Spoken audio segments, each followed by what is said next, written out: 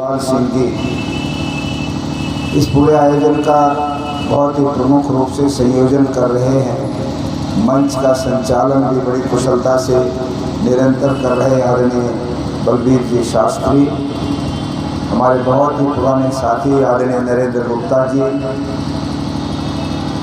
आज हमारे मध्य में विशेष रूप से जिन्होंने 2 दिन से हमारा बहुत ही सुंदर ढंग से आतिथ्य किया और एक बहुत आर्य परिवार के प्रतिनिधि के रूप में इस शाहजहाँपुर के अंदर बहुत बड़े शुगर मिल के जो जनरल मैनेजर हैं आदरणीय श्री मुनेश पाल सिंह जी,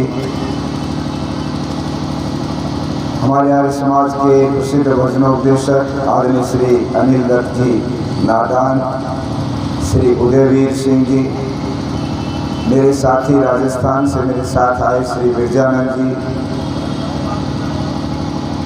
श्रद्धेय आचार्य नैष्ठिक जी, विजय देव जी, उपस्थित आर्य सज्जनों, श्रद्धामयी मातृशक्ति, नौजवान भाइयों और प्यारे बच्चों, अभी हमारे जीएम साहब अपनी भावनाएं व्यक्त करते हुए और इस बात पर बड़ा आश्चर्य कर रहे थे कि यहाँ मुझे 2-2.5 साल से ये ज्ञात नहीं हो पाया कि आर्य समाज सक्रिय है। मैं समझता हूँ कि हम लोगों ने शायद उनसे संपर्क नहीं किया। वो मुझे दिन में कह रहे थे कि मैं इतना तंग हूँ कि हर सप्ताह कोई ना कोई खाटू श्याम का जगराता वाले, कोई और हनुमान का दूसरा प्रोग्राम करने वाले और दूसरे मंदिरों वाले, पूजा पाठ वाले पहुँचते हैं, किंतु आर्य समाज के कोई व्यक्ति नहीं आते कि शुगर मिल की तरफ से कुछ सहयोग किया जाए। तो ये आप आ गए तो मुझे मालूम पड़ा कि आर्य समाज यहाँ सक्रिय है। इनके पूरे परिवार से मेरा बहुत ही आत्मीय संबंध है। इन्हीं के भ्राता जो सुप्रीम कोर्ट के बहुत ही वरिष्ठ अधिवक्ता हैं, सार्वदेशीय कार्य प्रतिनिधि सभा की न्याय सभा के प्रधान हैं आदरणीय श्री राजेंद्र सिंह तोमर एडवोकेट, उनके माध्यम से मुझे इनसे मेरा परिचय हुआ था। और जब मैं यहाँ आने लगा तो मुझे नहीं मालूम था कि आपकी नियुक्ति यहीं पर शाहजहाँपुर में है। रास्ते में ही तोमर साहब का जब टेलीफोन आया, कुछ और बातों पे चर्चा कर रहे थे, तो उन्होंने पूछा कि आप आज कहाँ पर हैं। मैंने कहा मैं तो शाहजहाँपुर जा रहा हूँ। कि शाहजहाँपुर कौन सा? कि बरेली से आगे जो शाहजहाँपुर है, जो राम प्रसाद बिस्मिल की जन्मस्थली है, अशफाक उल्लाह खान की जन्मस्थली है। तो तुरंत वो कहने लगे फिर तो आप बहुत अच्छी जगह जा रहे हैं और वहाँ पर मुनेश पाल सिंह वहाँ पर जीएम हैं, वहीं पर आपको रुकना है। मैं उनको अभी फ़ोन करता हूँ।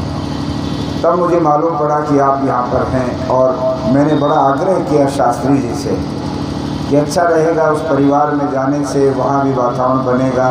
तो हम वहाँ पर 2 दिन से रुकते रहे। आज उनसे निवेदन किया, दिन में भी आप आए थे, पीछे बैठकर चुपचाप सुन करके लौट गए थे, किंतु अब आप भी और आपकी धर्मपत्नी आदरणीय बहन मंजू जी, वे भी साथ आई हैं इस सत्संग में इस समय। मैं उनका बहुत बहुत धन्यवाद करता हूँ, अभिवादन करता हूँ और उनसे आशा रखता हूँ निरंतर आर्य समाज के साथ वे जुड़े रहें। आर्य समाज के पदाधिकारियों से निवेदन है कि ऐसे संपन्न और सक्षम व्यक्ति का लाभ हम लोगों को आर्य गतिविधियों में लेते रहना चाहिए। उपस्थित सज्जनों, आज पहले नंबर पर मुझे बोलने का कारण यह है कि मुझे सुबह 4 बजे निश्चित रूप से निकलना होगा, क्योंकि पिछले इन दिनों में जो चीज़ें हुई हैं, रोज़ फ़ोन आ रहे हैं लगातार। सार्वदेशिक सभा के मैटर को लेकर के भी अहमदाबाद में बैठक है। 2 दिन बाद मुझे दिल्ली से हवाई जहाज़ से वहाँ भी जाना है, उसके बारे में कुछ योजनाएं विचार विमर्श भी करना है। और कल लगातार 4 प्रोग्राम ऐसे हैं जो हापुड़ से लेकर के मुजफ्फरनगर तक रहेंगे निरंतर। 20-20, 30-30 किलोमीटर पर मुझे दिन भर बिजी रहना है कल। ऐसे करके मैंने आग्रह किया आयोजकों से, शास्त्री जी से, नरेंद्र जी से कि मैं पहले बोल लूँ, उसके पश्चात हमारे विद्वान, हमारे भजनोपदेशक कार्यक्रम को आगे बढ़ाते रहेंगे। तो मैं बहुत संक्षेप में अपनी बात आपके सामने निवेदन करूँगा। हम और आप सभी जानते हैं, जैसे मैंने कल कहा कि ये वेद की वेदी है, जहाँ वेद के विचारधारा से लोगों को अनुप्राणित किया जाता है। हमारी वैदिक मान्यताओं में कुछ ऐसी विशेष मान्यताएं हैं जिनको लेकर के पूरे समाज में बहस होनी चाहिए। जहाँ त्रैतवाद को लेकर के दुनिया के अंदर विचार भेद है, वेद त्रैतवाद को मानता है ईश्वर, जीव, प्रकृति 3 सत्ताएं हैं जो शाश्वत हैं, जो नित्य हैं, जो सदा रहती हैं। किंतु दुनिया के बहुत सारे लोग इन तीनों को नहीं मानते। बहुत सारे लोग हैं केवल एक ईश्वर को मानते हैं। वो न जीवात्मा का अस्तित्व अलग से मानते, न प्रकृति का अस्तित्व मानते। ब्रह्म सत्यम जगन मिथ्या का सिद्धांत उन लोगों ने माना हुआ है। बहुत सारे लोग ऐसे हैं जो ईश्वर को नहीं मानते, आत्मा और केवल प्रकृति को ही मानते हैं। तमाम दुनिया के अंदर जितना कम्युनिज्म है वो डायलेक्टिकल मेटेरियलिज्म के ऊपर खड़ा हुआ है, द्वंद्वात्मक भौतिकवाद। वह ईश्वर नहीं है। वो कहते ईश्वर नाम की जो सत्ता बना करके जो लोगों के बीच में खड़ी कर दी है, ये लोगों को भयभीत करने का एक तरीका है। कोई ईश्वर नहीं होता। और धर्म जो है उसका एक नशा है, एक अफीम है धर्म, उसको ज़मीन में दबा देना चाहिए। तो ये भी विचारधारा दुनिया के अंदर है और बहुत व्यापक रूप से है। बहुत सारे लोग हैं जो उसी ईश्वर को मानते तो हैं किंतु मानते अलग तरीके से हैं। कोई उसको चौथे आकाश पर मानता है, कोई 7वें आकाश पर मानता है, और कोई उसको कैलाश पर्वत पर मानता है, कोई उसको मानता नहीं है। इस प्रकार से विभिन्न मान्यताएं त्रैतवाद के सिद्धांत को लेकर के हैं। किंतु ऋषि दयानंद ने वेद के आधार पर दुनिया के सामने ये घोषित किया कि त्रैतवाद है, ईश्वर है, जीवात्मा के लिए प्रकृति के द्वारा सृष्टि का निर्माण ईश्वर करता है। ये हमारी मान्यता है। और इसके ऊपर जिसको बहस करनी है, जिसको चर्चा करनी है, उसका स्वागत है, वो आए और इसके ऊपर संवाद करे, इसके ऊपर बहस करे, शास्त्रार्थ करे। हम अपने इस विचार को सिद्ध करने के लिए पूरी विनम्रता के साथ उनके साथ बहस करने को तैयार हैं। और यदि वे इस त्रैतवाद के विचारधारा का कोई खंडन नहीं कर पाते, इसका कोई तार्किक उत्तर नहीं दे पाते, तो हम ये निवेदन करेंगे कि वे त्रैतवाद को स्वीकार करें। और यदि हम इसकी पुष्टि नहीं कर पाए ठीक से, तो हम भी इस बात के लिए तैयार हैं कि हम भी विचार को, यदि उनका विचार सिद्ध होगा, उसको मानने को हम तैयार हैं। वादे वादे जायते तत्व बोध है। संसार के अंदर बातचीत से, वाद विवाद से, चर्चा से तत्व निकलता है, तत्व का बोध होता है। विचार को आलोड़न करो, उसको बिलो दो, उसमें से निचोड़ निकलता है। और समाज के अंदर ये परंपरा जीवित रहनी चाहिए। दूसरी जो मान्यता है वैदिक, वो बड़ी महत्वपूर्ण है। वो है कर्म फल की और पुनर्जन्म की। कर्म फल और पुनर्जन्म, ये दोनों भी ऐसे विचार हैं जिनको लेकर के पूरी दुनिया के अंदर बहस है। दुनिया के आधे से ज़्यादा लोग तो पुनर्जन्म को मानते ही नहीं।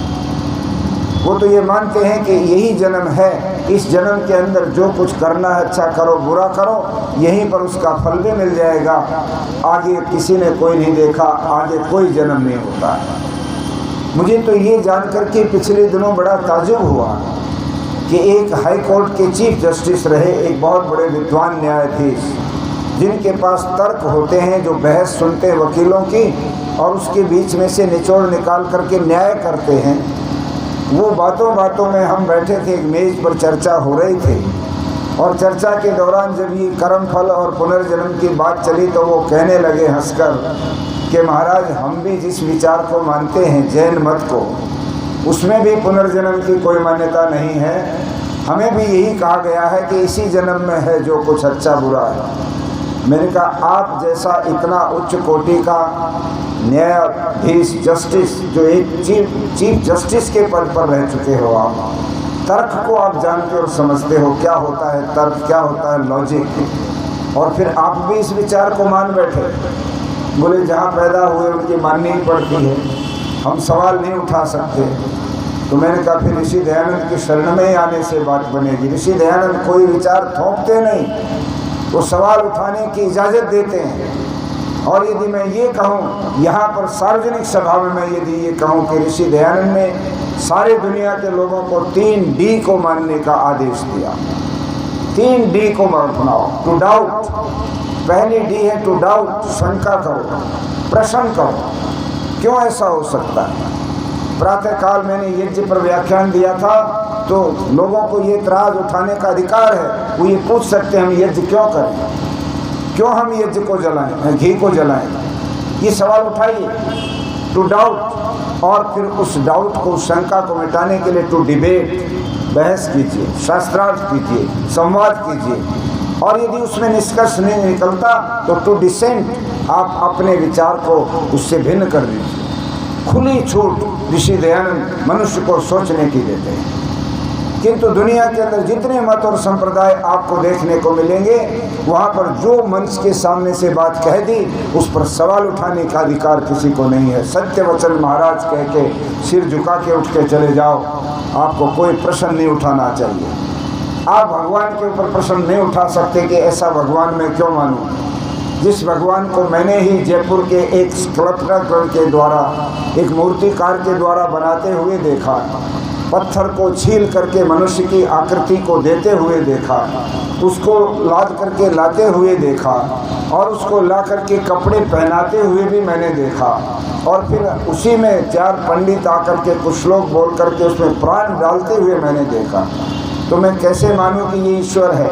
जो ईश्वर इस दुनिया को चलाता है, उस ईश्वर के अंदर प्राण भी हम ही डाल रहे हैं, उसको वस्त्र भी हम ही पहला रहे हैं, उसको बना भी हम ही रहे हैं। ये सारा का सारा जो ज्ञान था, इसको लेकर के दुनिया के अंदर बहुत मतभेद हुए। तो पुनर्जन्म को लेकर के भी दुनिया के बहुत सारे लोग नहीं मानते। एक बहुत बड़ा वर्ग है दुनिया के अंदर जो ये कहता है कि जो जमीन के अंदर मनुष्य को के शव को दफनाने का जो तरीका है, ये गलत नहीं है। वो कहते हैं ये इसलिए है कि जो शरीर हमने दफनाया है, जब कयामत का दिन आएगा और ये दुनिया दोबारा बनेगी, उस समय ये सारे के सारे जो मुर्दे दबाए हैं ये उठेंगे, और खुदा इनके अंदर ही इनकी आत्मा वापस इनमें डालेंगे, और जब वो उस दुनिया में आएंगे आत्मा लेकर, तो वर्तमान का जितना भी इनका बचा हुआ फल है वो तब भोगेंगे जब कोई नई दुनिया में ये आएंगे। अब आप सवाल उठाइए, जो मुर्दा आपने ज़मीन में दबा दिया, कितने दिन तक उसका शरीर रहेगा, कितने दिन तक उसकी हड्डियां रहेंगी? अगर डीएनए कराया जाए, अगर साइंस की लैब में उसका टेस्ट कराया जाए, तो मालूम पड़ जाएगा कि ये हड्डियों की उम्र कितनी लंबी है। ये हड्डियां भी एक समय जा कर के, आजकल तो जो फॉसिल बनते हैं, जो बड़े बड़े जो डायनासोर के वो मिलते हैं पत्थर के अंदर निशान, वो भी अपना अस्तित्व खो बैठते हैं, केवल एक चिन्ह बचता है। तो मनुष्य की हड्डियां और मनुष्य का शरीर कैसे बचेगा लाखों वर्ष तक? किंतु विचार चल रहा है, लोग उसको मान रहे हैं, कहते हैं पुनर्जन्म नहीं होता। और इसलिए इस दुनिया के अंदर जितने भोग विलास के साधन हैं, उनका पूरा आनंद अभी ले लो, उसके बाद तो कुछ नहीं पता क्या होता। ये विचार केवल एक ही विचार को मानने वाले लोगों का नहीं है। एक और दूसरा विचार है जो दुनिया के अंदर लगभग 200 करोड़ की आबादी जिनकी, ईसाई लोग, वे भी ऐसा ही लगभग मानते हैं कि पुनर्जन्म नहीं होता। और जो हम लोग हैं, मैं पुनर्जन्म के साथ कर्म फल को जोड़ते हुए कहना चाहता हूँ, हम भी ये मानते हैं कि किए हुए कर्मों का फल माफ भी हो सकता है।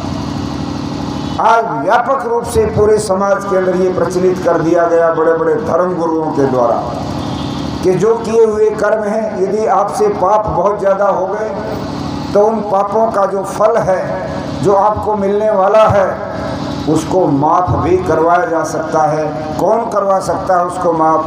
वो करवा सकता है जिसका सीधा परमात्मा के साथ संबंध रहता है। मैसेंजर ऑफ गॉड, भगवान का जो दूत बन करके दुनिया में आता है, वो उसको माफ़ करवा सकता है। और पिछले दिनों आपने देखा एक फिल्म बनी थी, राम रहीम सिंह उर्फ गुरमीत सिंह, उसने एक फिल्म बनाई जिसका नाम था मैसेंजर ऑफ गॉड, भगवान का दूत। और उसकी ड्रेसें क्या थी, कभी कैसे रंग की जीन पहन के लड़कियों के बीच में वो नाचता था, कभी कोई और वेशभूषा पहनता था, कभी गुरु गोविंद सिंह की कैप सिर पे लगाता था, तो कभी कुछ और नाटक करता था। और यहाँ तक भी उसके जीवन के अंदर कमियाँ आ गई थी कि उसी के सत्संग में आने वाली युवतियाँ जो उसकी शिष्या बनी, जो उसकी अनुयायी बनी, उनके साथ जो उसके व्यवहार हुए और जब वो डिस्क्लोजर हुआ उनका, उनके अंदर रहने वाले लोगों ने अदालतों में जाके बयान दिए, किसी ड्राइवर ने दिया तो किसी व्यक्तिगत सेवक ने दिया, तो उसकी सजाएं इतनी सख्त हुई कि जीवन के आखिरी श्वास तक वो जेल से बाहर नहीं आ सकता, जेल में उसको रहना पड़ेगा। मैसेंजर ऑफ गॉड जिसको हमने माना, उनका आचरण ये है। इसलिए मैं कहना चाहता हूँ कि ऋषि दयानंद ने दुनिया के सामने एक सिद्धांत तय किया, अवश्यमेव भोक्तव्यम कृतम कर्म शुभाशुभम। शुभ या अशुभ किए हुए जो कर्म हैं मनुष्य के द्वारा, उनको अवश्य ही भोगना पड़ता है। उनको कोई दुनिया की ताकत मिटा नहीं सकती, कम नहीं कर सकती। आपने अच्छा किया अच्छा फल मिलेगा, बुरा किया तो बुरा फल मिलेगा। जैसी करनी वैसी भरनी, ये एक आम लोकोक्ति है समाज के अंदर, सब लोग इसको बोलते हैं। किंतु कोई व्यक्ति ये कहे कि नहीं ऐसा नहीं है, आप 1 महीना जाकर के काबा में रोज़ा करके आ जाओ और उसकी परिक्रमा 1 महीना लगातार नंगे पैर करो और बढ़िया सफ़ेद चादर और सफ़ेद कटिवस्त्र पहनकर सिर मुंडवा कर भोजन में कुछ अच्छा परिवर्तन कर कर 1 महीने की तपस्या कर लो, तो तुम्हारे किए हुए सारे पाप माफ हो जाएंगे। कोई व्यक्ति अगर आपको ये कहे कि 12 साल के बाद आने वाले कुंभ के मेले पर आप हरिद्वार की हर की पौड़ी पर या संगम के अंदर जाकर के गंगा जी में डुबकी लगा लो, और डुबकी भी तब लगाओ जब एक विशेष मुहूर्त का समय हो तब, तो आपके 12 साल के जितने भी पाप कर्म हैं वो सारे धुल जाते हैं और माफ़ हो जाते हैं। तो मैं आपसे एक प्रश्न पूछना चाहता हूँ कि 12 साल में जितने पाप किए वो 12 साल बाद एक मुहूर्त विशेष पर एक नदी विशेष में डुबकी लगाने से वो पाप माफ परमात्मा कर देते हैं। तो ये 12 साल में किए हुए कर्मों के जो पाप कर्म हैं उनको माफ़ करने का तरीका है या नए बुरे कर्म करने का लाइसेंस लेने का तरीका है। आप अपने लाइसेंस को रिन्यूअल कराते हो 12 साल के बाद के फिर हम करें, क्योंकि माफ़ तो हो ही जाना है। और माफ़ करने की जिम्मेदारी लेने वाले बड़े बड़े धर्मगुरु जिनकी मान्यता है, जिनको समाज मान्यता देता है, ये दावा करते हैं कि कोई घबराने की ज़रूरत नहीं, तुम तो बड़े दानी आदमी हो, तुम तो करोड़ों रुपया दान देते हो, भले ही वो करोड़ों रुपया तुमने कहीं गलत तरीके से कमाए हों। बेगराज जी गीत सुनाया करते थे, बांटता है कंबल चमड़ी लोगों की उतार करके, चमड़ी लोगों की उतारी और बांटे कंबल। 35 रुपये का कंबल सूतनी से और सूत से बना हुआ कंबल बांट के आदमी धार्मिक बन जाता है, किंतु हजारों लोगों की चमड़ी उतार उतार कर उनको लूट लूट कर पैसा इकट्ठा करता है।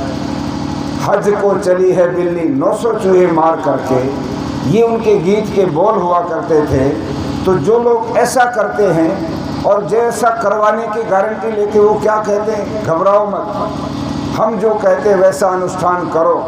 हम तो रोज़ उस ईश्वर से बात करते हैं, हम तुम्हारी स्पेशल सिफारिश करेंगे कि महाराज ये तो मेरा खास शिष्य है, ये तो बहुत बड़ा दानी है, भले ही इसने गलत सलत धन कमा लिया हो किंतु दान तो बहुत दे दिया है, इसको माफ़ कर दो सारे किए हुए इसके जितने, इसका तुम्हारा पासपोर्ट भी गुरु बनवाएगा और उसके ऊपर वीज़ा भी वही लगवाएगा स्वर्ग में ले जाने का, और तुमको स्वर्ग में ले जाने की गारंटी भी वही देगा।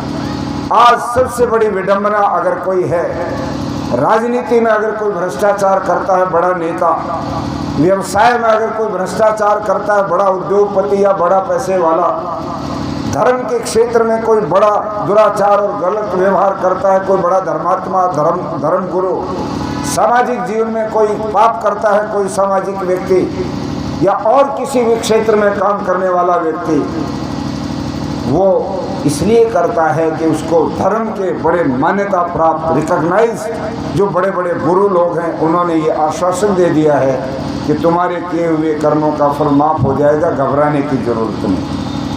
राजनीति में इतना नुकसान नहीं हुआ जितना धर्म के क्षेत्र में नुकसान हुआ, क्योंकि दुनिया का हर व्यक्ति किसी न किसी मजहब के साथ जुड़ा रहता है, उसकी भावनाएं कहीं ना कहीं जुड़ी रहती हैं और जिस भावना में वो जुड़ा है वहाँ उसको ऐसे गलत काम करने के लिए प्रेरित किया जाता है, उसको माफ़ करने की शिक्षाएं दी जाती हैं। इस नाते से मैं कहना चाहता हूँ जो कर्म फल का सिद्धांत है ये निश्चित है जिस आदमी को भी भ्रम हो वो अपने दिमाग से उस भ्रम को समाप्त करे। आज मैं आपको एक छोटी सी एक टेक्निक बताऊंगा।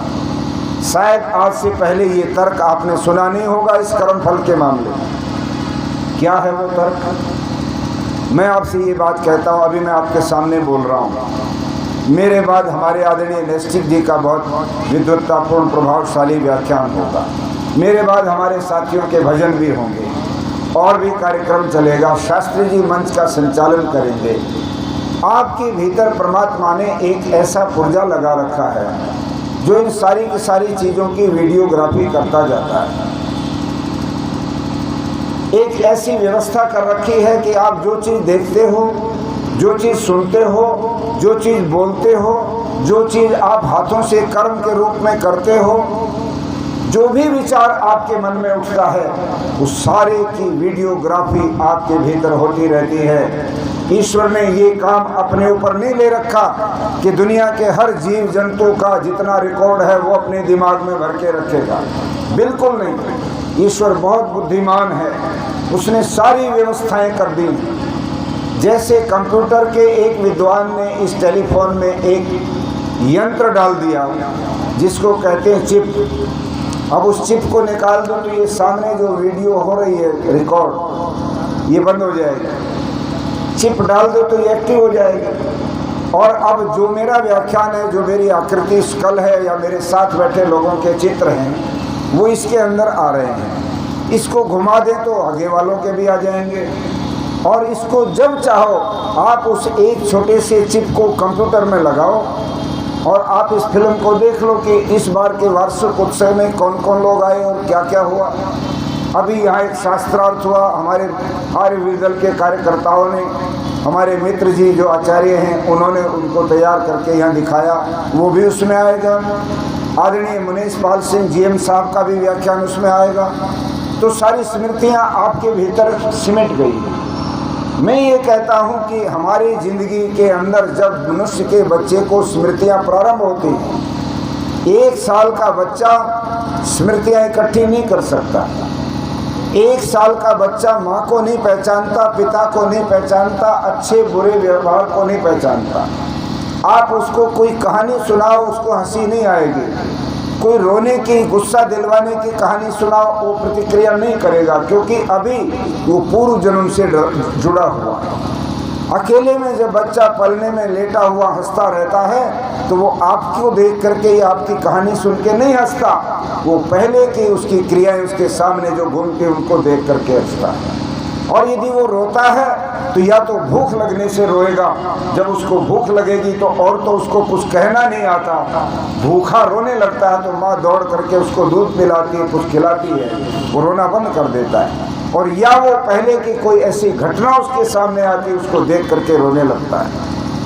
छोटा बच्चा, उसके संस्कार नहीं बनते, उसकी मेमोरीज नहीं आती, उसकी वीडियोग्राफी काम अभी नहीं कर रही। किंतु जब वो 2 साल का, 3 साल का हो जाता है और वो देखने लग जाता है ये मेरी बहन है, ये मेरे सब परिवार में है, ये मेरी माँ है, स्पेशल उसकी पहचान हो जाती है माँ की। 4 महिलाओं में भी माँ को पहचानेगा वो, ये और तो मेरी माँ नहीं है, ये मेरी माँ है जिसने मुझे पैदा किया था, ये मेरे पिता हैं। और फिर जांटा दिखाया तो उसको भी वो पता लगता है, अगर मुझे ये धमका रही, मुझे पीटना चाहती है तो रोएगा, गुस्सा करेगा।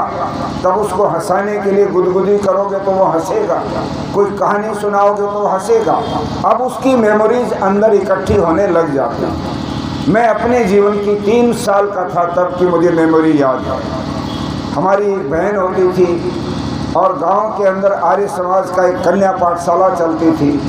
बहन पढ़ने जाती थी, मुझे आज याद आता है, मैं इतना छोटा सा बच्चा, 3 साल का बच्चा बहुत छोटा ही होता है, आप सब अपने परिवारों में देखते हैं। मुझे याद है कि वो बहन, मेरी उंगली उस बहन की मैं पकड़ के जाता और उस लड़कियों के छोटे उस विद्यालय में मुझे ले जाते, क्योंकि मैं छोटा था तो लड़कियों के स्कूल में छोटे बच्चों को ले जाने में कोई एतराज़ नहीं माना जाता। मैं भी वहाँ खेलता रहता 2 घंटे और आधे रेसेस के टाइम मुझे वो घर छोड़ देती और फिर मैं नहीं जाता था। ये मुझे आज याद आता है।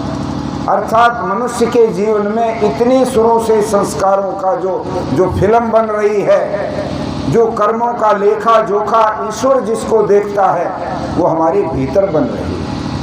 आप लोग 40 साल पहले जिसकी भी शादी हुई, यदि आप उस शादी का दृश्य देखना चाहो तो वो किसी अखबार में नहीं छपे, वो कोई वीडियोग्राफी नहीं हुई, वो कोई किताब नहीं लिखी गई। एक बार जरा उसका स्विच ऑन तो करो, टेलीविज़न लगाओ अपने उस शादी के समारोह पर और फिर देखो कि मामा ने आपके भात कितना दिया, भोजन क्या बना था। उस समय तो नीचे बैठ करके खाते थे, आजकल तो खड़े खड़े लेके प्लेटें लोग खाते रहते हैं, और थोड़ी सी भी दूसरे की कोने लग गई तो उसके शॉल बिगाड़ देते हैं, किसी के कंधे पर दाल गिरेगी, किसी पे दही गिरेगी। ये सब तमाशे, आप पूरी शादी का समारोह आपके सामने घूम जाएगा। और आपकी पत्नी जो घर में आई, जिस दिन से घर में आई उस दिन से लेके एक एक बात को आप देखते चले जाओ, देखते चले जाओ। पहली संतान हुई तो उसका क्या नाम रखा, आपको सारा दृश्य आ जाए। कहाँ से आ रहा है ये, कहाँ पर है ये फिल्म। ये आपके भीतर परमात्मा ने जो पुर्जा लगा रखा है उसका नाम है चित्त। ये कंप्यूटर के इंजीनियर ने इसका नाम रखा चित्त, और वो था चित्त। ईश्वर ने चित्त बनाया और कंप्यूटर के इंजीनियर ने चिप बना दिया। हमारे भीतर कंप्यूटर है, हमारे मस्तिष्क में सॉफ्टवेयर्स हैं। थोड़ी सी भी गर्मी हो जाए सॉफ्टवेयर डिस्टर्ब हो जाते हैं, काम करना छोड़ जाते हैं, उफ करने लगते हैं हम। पानी पिलाओ, एसी चलाओ, मर गए गर्मी में, काम नहीं कर रहा दिमाग, मुझे कुछ मत कहो, टेंशन, क्योंकि सारा सॉफ्टवेयर गड़बड़ हो जाता है। कंप्यूटर को गर्म कमरे में रख दो, कंप्यूटर के सॉफ्टवेयर जल जाते हैं। सारा कंप्यूटर मनुष्य के भीतर फिट कंप्यूटर के ऊपर आधारित है। इसलिए मैं कहना चाहता हूँ, जिन लोगों को ये भ्रम है और जो लोग ये मानते हैं कि खुदा तो चौथे या सातवें आसमान पर रहते हैं, वो इस बात को नोट करें कि ये मत भूलना कि वो खुदा भीतर बैठा हुआ भी जब आप रात को सोते हो, स्वप्न देखते हो अनेक प्रकार के अच्छे और बुरे, वो तो उनको भी देख रहा, क्योंकि परमात्मा कभी सोता नहीं है, वो जागता ही रहता है। हम ही सोते हैं। सोते समय भी आने वाले स्वप्नों को वो देखता है और जागते समय भी कुटिलता से बनाने वाली योजनाओं को भी वो देखता है, और अच्छा मैं करता उसको भी देखता है और बुरा करता उसको भी देखता है। और वो परमात्मा मेरे सारे कर्मों का दृष्टा है, साक्षी है। मैं उसके कारण से बच नहीं सकता, उसके नियम से बच नहीं सकता। मैं दीवार की ओट लेकर के गलत काम करूं और मैं ये सोच लूं कि आज मुझे किसी ने नहीं देखा और मैं सफल हो गया ये चोरी करने में या मैं किसी और गलत काम के करने में, तो मत भूलो परमात्मा निश्चिंत है। भीतर एक मीटर लगा रखा जो सारी रीडिंग कर रहा है। बिजली का मीटर इसलिए लगाते हैं कि बिजली की चोरी ना हो, किंतु इस मनुष्य में चोरी का भी गुण है, ये बिजली की भी चोरी कर लेता है। पानी का मीटर इसलिए लगा कि पानी की चोरी ना हो, किंतु मनुष्य उस पानी की चोरी भी कर लेता है। वो इधर उधर तार हटा कर डरा करके कुछ ना कुछ गड़बड़ कर लेता है। किंतु ईश्वर का ऐसा ये यंत्र है, आप अगर डॉक्टरों से कहो कि इसमें ऐसा कोई तार लगा दो कि जो संस्कार आते हैं बुरे वाले तो आए नहीं, अच्छे अच्छे आ जाएं, ताकि हम बुराइयों से बचकर अच्छे अच्छे इकट्ठे हो जाएं, ऐसी व्यवस्था ईश्वर की व्यवस्था में संशोधन नहीं हो सकता। उसका नियम अटल है।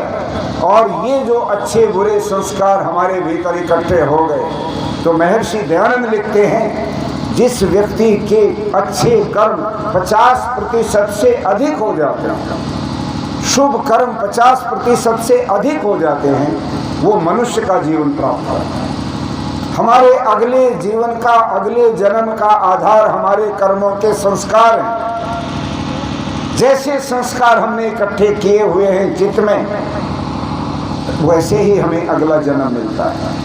और इस चित्त को मैं एक बात और कहा करता हूँ, पढ़े लिखे लोग आप जानते हैं, आपने देखा होगा जब हवाई जहाज़ का एक्सीडेंट हो जाए तो लिस्ट निकालते हैं कौन कौन लोग कैजुअलिटी में मरे, उनके नाम अखबार में छाप देते हैं ताकि घर वालों को पता लग जाए कि तुम्हारे परिवार का एक सदस्य, स्त्री या पुरुष, इस में सफ़र कर रहा था, वो ख़त्म हो गया, और वो आकर के अपनी बॉडी ढूंढ लें। और सब काम होते हैं, सहायता की जाती, फर्स्ट एड दी जाती, किंतु एक कोने में एक टीम ऐसी भी लगाई जाती है जो उस हवाई जहाज़ का ब्लैक बॉक्स तलाश करती है। और वो ब्लैक बॉक्स क्या काम करता है? ब्लैक बॉक्स वो काम करता है कि ये हवाई जहाज का एक्सीडेंट हुआ कैसे, कहाँ गड़बड़ हुई, कब कंट्रोल रूम से हवाई जहाज का कनेक्शन कटा, तो वो ब्लैक बॉक्स में सारी चीज़ें आ जाती हैं, उनको कोई ख़त्म नहीं कर सकता। इंजीनियर आते हैं, ब्लैक बॉक्स तलाश करो, और ब्लैक बॉक्स मिल गया तो बड़ी खुशी होती है, अब मालूम पड़ जाएगा कि जहाज का एक्सीडेंट क्यों हुआ। मनुष्य का ब्लैक बॉक्स ये चित्त है, ये चित्त गड़बड़ ना हो जाए, इधर उधर कोई निकाल ना ले जाए इसको, इसलिए रिकॉर्ड खराब ना हो जाए। तो भगवान ने क्या किया, जब जीवात्मा शरीर छोड़ता है तो ये चित्त भी शरीर छोड़ता है। ये शरीर में नहीं जलता, ये शरीर में पानी में नहीं गलता, ये जमीन में नहीं दबाया, जमीन में शरीर दबाया जाएगा, पानी में शरीर डाला जाएगा। और मैं तो आपको एक बात यहाँ चलते चलते मुझे ध्यान आ गई, नसीहत भी दे दूँ। हम सबसे ज़्यादा कमज़ोर लोग हैं इस बात में कि हमारी अंत्येष्टि की कोई एक विधि नहीं है, एक विधि नहीं है। हम जमीन में भी दबाते हैं कि नहीं, बोलो। जितने नाथ संप्रदाय के बाबा लोग हैं सबको मिट्टी चढ़ाते हैं, यूँ बिठा देंगे मिट्टी डालेंगे, दबा दिया जमीन में गड्ढा खोद के। छोटा बच्चा मर जाता है उसको जमीन में दबाते हैं, हम पानी में भी डालते हैं। इंदिरा गांधी की जो गुरु थी आनंदमयी माँ, जब वो मरी थी तो इंदिरा जी गई थी उसके उसमें, तो पानी में माता जी के शरीर को डाल दिया, और उसमें जो कछुए थे, जो जानवर थे, वो खा गए उसके शरीर को। ये सारी विधियां हम करते हैं, किंतु दुनिया के बहुत सारे लोग हैं जो जमीन में दबाते हैं। और एक ऐसा भी वर्ग है जो आकाश में डालता है, छत के ऊपर डाल देते हैं लाश को, और उसमें जो भी कुछ उसमें पक्षी हैं खाने वाले, गिद्ध आदि खा जाते हैं। पारसी लोग सूखे कुएं में डालते हैं, उसमें कीड़े खाते हैं उस शरीर। विविध तरीके से इसकी क्रियाएं लोग करते हैं, किंतु इसमें से जो रिकॉर्ड कीपर है वो इस शरीर के साथ नहीं जाता, वो बाहर चला जाता है। और जैसे भगवान के सामने रिकॉर्ड कीपर आया और पता लगा कि 50% से ऊपर है तो मनुष्य, और 50% से नीचे है तो ये जीव जंतु, गधे, घोड़े, कुत्ते, खच्चर, ये जो कुछ बन रहे ये सब, ये है रिजल्ट कर्म फल का। सावधान हो जाओ, आज से आपके जीवन में कर्मों के करने की शैली बदल जानी चाहिए। मत भूलो कि मृत्यु कभी भी आ सकती है, किसी भी क्षण आ सकती है। किसी को नहीं पता था कोरोना में कौन कौन चले जाएंगे, नौजवान भी गए, अधेड़ उम्र के लोग भी गए, बच्चे भी गए, बूढ़े भी गए, और चलते चले गए। करोड़ों आदमी दुनिया के अंदर चले गए। मृत्यु कभी भी किसी की आ जाती है। हम इंतजार करेंगे, बुढ़ापे में अच्छे अच्छे काम कर लेंगे, बुढ़ापे में भगवान की भक्ति कर लेंगे, बुढ़ापे में दान पुण्य करके और कुछ कमा लेंगे, अच्छा ही। बुढ़ापे की इंतजार करने की जरूरत नहीं है, बुढ़ापा आएगा तब न। कोई संकट आया पहले ही छुट्टी हो जाएगी तो कहाँ जाओगे। और रात को सोते हैं और सुबह भी आदमी कई नहीं लोग मिलते, आप देखते होंगे। तो एक बात और नोट कर लो, आज रात को जब हमारा सोने का समय होगा, हम सबका, मेरा भी आपका भी, सोते ही, सोने से पहले पहले आज तक की जिंदगी का सारा रिकॉर्ड, रिजल्ट आकर के हम सोते हैं। मेरे जिंदगी के रिकॉर्ड का लेखा जोखा आज की रात में ये है, अच्छे मेरे इतने और बुरे मेरे इतने, रिजल्ट होके हम सोते हैं। क्यों? यदि रिजल्ट तैयार करके नहीं सोए, रात को रह गए तो बड़ी दिक्कत आ जाएगी, कंप्यूटर फेल हो जाएंगे सारे। आपने देखा होगा लोकसभा के सदस्य की गिनती होती है, 15 लाख 10 लाख वोटर एक उसके ऊपर वोट डालते हैं, तो पहले बैलेट पेपर गिने जाते थे, 3 रात लोगों की हो जाती थी, आंखें फूल जाती थी गिनती करते करते, अपने अपने समर्थक लड़ते, मेरी 1 वोट घटा दी, मेरी 3 घटा दी। अब कंप्यूटर से गिनने लगे, 4 घंटे में गिनती हो जाती है। और आने वाले समय में, आज मैं कहते जा रहा हूँ शाजापुर में, 10 साल के बाद आप देखेंगे 3 मिनट के अंदर एक कॉन्स्टिट्यूंसी का रिजल्ट आएगा। हर बूथ के साथ कंट्रोल रूम का संबंध होगा, बटन दबेगा और वहाँ भी रिजल्ट फटाक से आ जाया करेंगे कि किसकी कितनी वोट और किसकी जीत या हार। इतनी तेजी के साथ विज्ञान आगे बढ़ रहा है, इसलिए हमारा भी जो रिकॉर्ड है ईश्वर रोज तैयार करके रख देता है। शाम को सुबह ठीक ठाक उठ गए तो अगले दिन के फिर जुड़ने लग जाएंगे उसमें कर्म। अच्छे अच्छों में, बुरे बुरों में। ये है भाई रिकॉर्ड। और विद्वान लोग बैठे, मैं इनसे क्षमा मांगते हुए एक बात अपनी तरफ से जोड़ रहा हूँ, और इसलिए जोड़ रहा हूँ कि मुझे लॉजिकल वो बहुत अच्छी लगती है। क्या है कि आज आप लोगों ने जिन्होंने भी मेरा व्याख्यान सुना, तो कुछ साथी ऐसे जरूर होंगे जो बड़े सावधान हो जाएंगे कि ये तो आज अच्छी बता दी, हम तो यूं ही गफलत में चल रहे थे कि भगवान तो और बहुत धंधे दुनिया के लग रहा है, हम अपने लग रहे हैं, हमारी कहाँ देखता होगा उन कामों को, वो तो उसने तो पुर्जा ही लगा रखा और सारी चीज़ें भीतर फिट हो रही, मारे गए। अब तो सावधान होकर के अच्छे अच्छे जुटाओ ताकि मनुष्य बनने की तो गारंटी करें। अब तक तो हमने 10% भी अच्छे नहीं किए, सारा जीवन भोग विलास में इधर उधर के फिजूल के कामों में लगा दिया, सकाम कर्मों में लगा दिया। हमें भूख लगती है, भोजन कर लिया, भूख मिट गई। हमें मकान की जरूरत हुई, मकान बना लिया, मकान खत्म हो गया। उसके कर्म का कोई फल नहीं बचता है। कर्म का फल वो बचेगा कि आपके संस्कार कैसे बने थे, आप किस संसार को लेके जा रहे हो, जो चित्त में आपके ज्यादा हो रहे हैं। तो भाई ऐसे जो लोग थे, ईश्वर उनके पुरुषार्थ को देखते, वो जुटे अच्छे काम करने में। भाई अब कभी किसी के बारे में गलत नहीं सोचना, कभी मन में चोरी की भावना पैदा नहीं करना। कष्ट उठा लेंगे किंतु चोरी नहीं करेंगे, कभी दूसरे की निंदा चुगली ईर्ष्या द्वेष नहीं करेंगे, कभी भी कोई गलत दिशा में गलत अपने हाथों से गलत कर्म नहीं करेंगे। ये विचार बना, और बना तो ईश्वर तो भीतर बैठा हुआ देख रहा कि भाई हाँ, आज के बाद परिवर्तन तो आ गया, ये तो जुट गया है अपने काम पर और बड़ा पुरुषार्थ कर रहा, मेहनत कर रहा है। ऐसे पुरुषार्थ करने वाले व्यक्ति को ईश्वर देखते देखते जब उसका अंतिम समय आया और ये जीवात्मा उसने शरीर से छोड़ी, तो 49% रह गए अंक, और बड़ी दिक्कत हो गई। ईश्वर ने तो देखा, बड़ी मेहनत तो बेचारे ने बहुत करी। आपने भी देखा होगा, कई 3 बार फेल होने के बाद कई विद्यार्थी जब 10वीं में 1 अंक से फेल होने लगते हैं, तो एग्जामिनर कहता है इसने 3 साल हो गए बेचारे को माथा मारते, 1 अंक दे के इसको पास करो। और कई बच्चों का रिजल्ट बिगड़ने लगता है, मेरिट में नहीं आते, तो कहते इसको ग्रेस मार्क्स दे दो, 5 नंबर बढ़ाओ, नहीं तो स्कूल का रिजल्ट बिगड़ेगा, इसका कैरियर खराब हो जाएगा। बच्चा बहुत बुद्धिमान है। भगवान देखता है ये आदमी है बड़ा पुरुषार्थी। जब से इसको समझ आ गई कर्म फल की बात, तब के बाद इसने गलत दिशा में सोचना ही बंद कर दिया। तो भाई इसको तो ग्रेस मार्क्स चाहिए, 1 नंबर से रह गया, इसको तो आदमी बनाना ही पड़ेगा, ये तो बहुत मेहनती आदमी है। तो भगवान ने ग्रेस मार्क्स देके उसको मनुष्य बना दिया। किंतु आज सारी दुनिया में आधे से ज़्यादा आदमी ग्रेस मार्क से पास हुए लगते हैं मुझे। क्यों?